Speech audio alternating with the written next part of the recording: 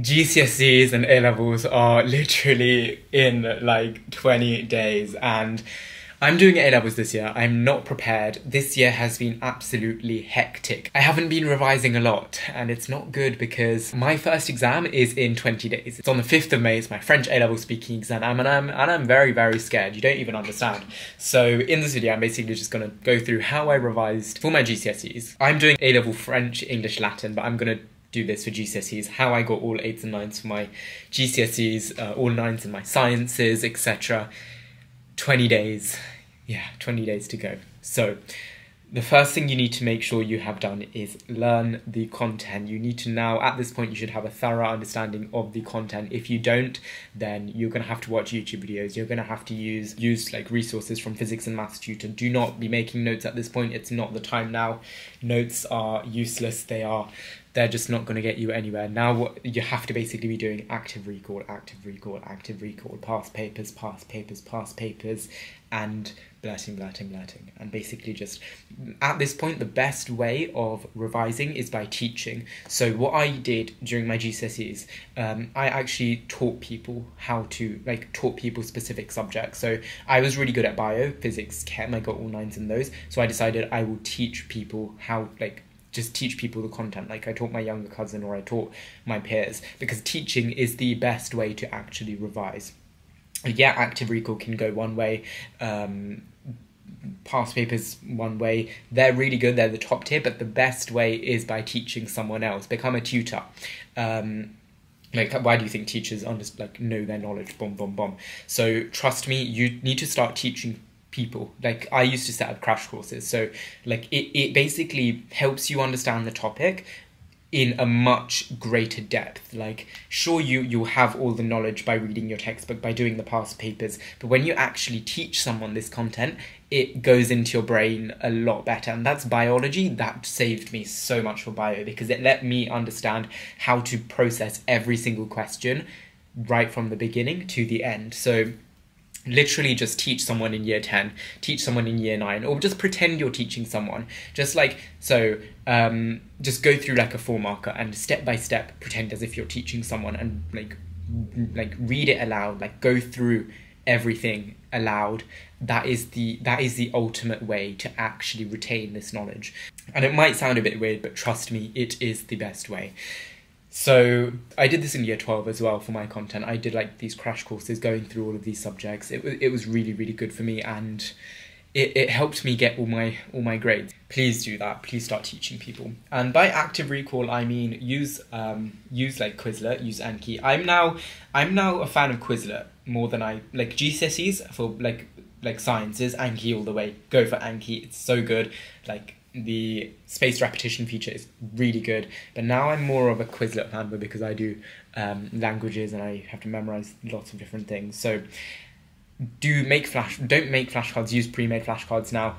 Just go through each flashcard, learn, regurgitate the information, make sure you're able to sort of blurt it out and recite it. But that's what I currently do. And then regarding past papers, one mistake that I think I made during GCSEs, I did past papers very, very early on. I basically did them right, mocks time. I did past papers a lot, and that basically meant that I ran out of past papers. Don't be like me, because when it comes to the real thing, you need to do past papers, and I had to do past papers from other examples, which was not great. So this is the point where you have to do the past papers. Back then, you should have been doing physics and maths tutor, stuff like that, but now do past papers from every single year. Even the old spec, it's fine as long as you know which questions won't come up.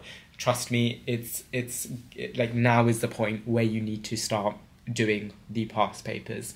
But it's not only the past papers that you have to be doing. You have to really you have to be methodical. You have to be that, because you have to space your revision up. I used to do 8 hours in a day. Now I'm not doing a lot, but I need to start.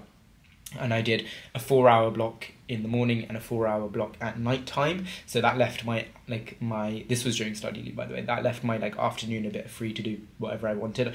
I really like working at night. I have my Starbucks here. It's currently 10 a.m. though, and I'm doing Latin. But I really liked working at night. You're gonna have different timings depending on who you are. For me, I'm a nice night owl.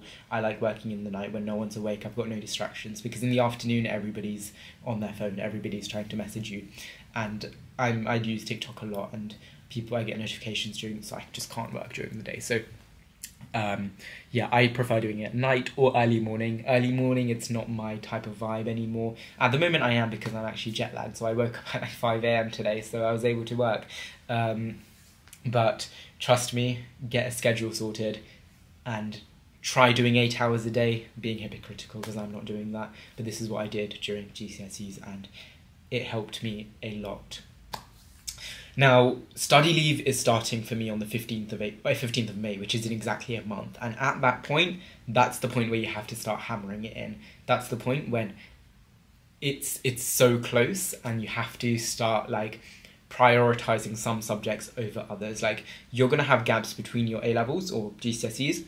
Prioritize the ones that you find the hardest. For me, this was English literature, because I didn't read my book. I didn't read it. It wasn't good. I still got an 8, but I didn't read it. Don't be like me. Read the book and you could have got the 9.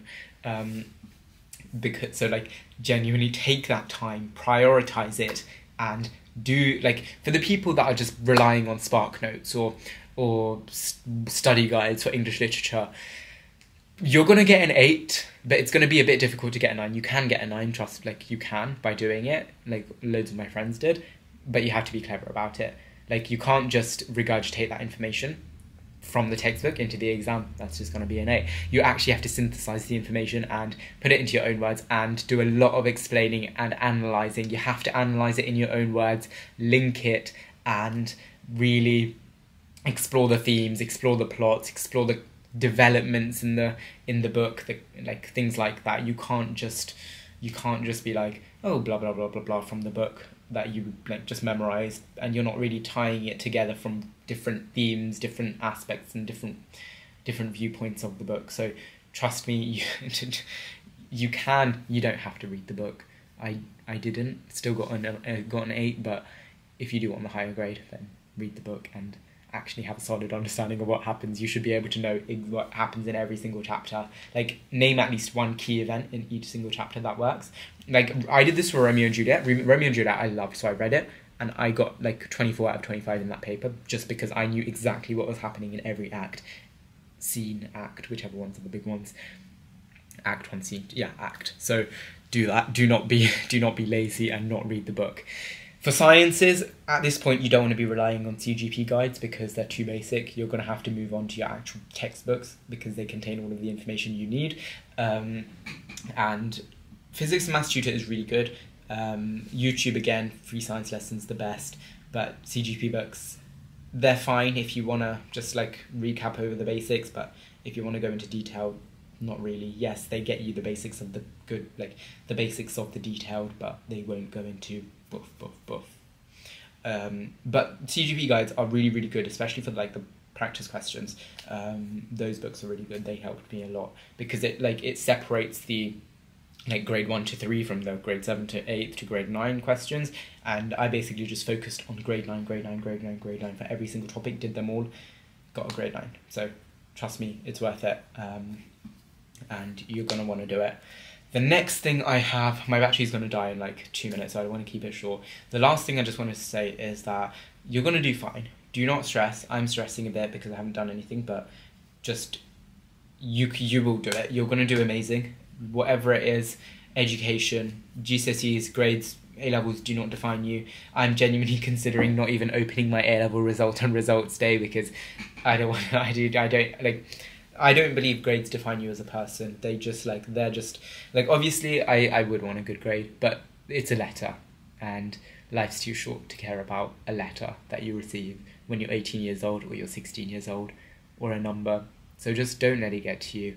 These exams, they're like, bro, life is too short for these. You're gonna get over it.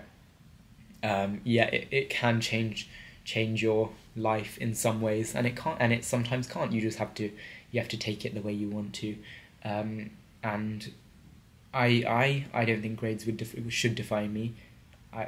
there is so much you can do without your grades, and I don't believe that I will require my A-level grades, and I don't think A-levels, GCSEs will exist in the next 10 years, because these exams, what you do, they're not good. They're not a way to measure skill.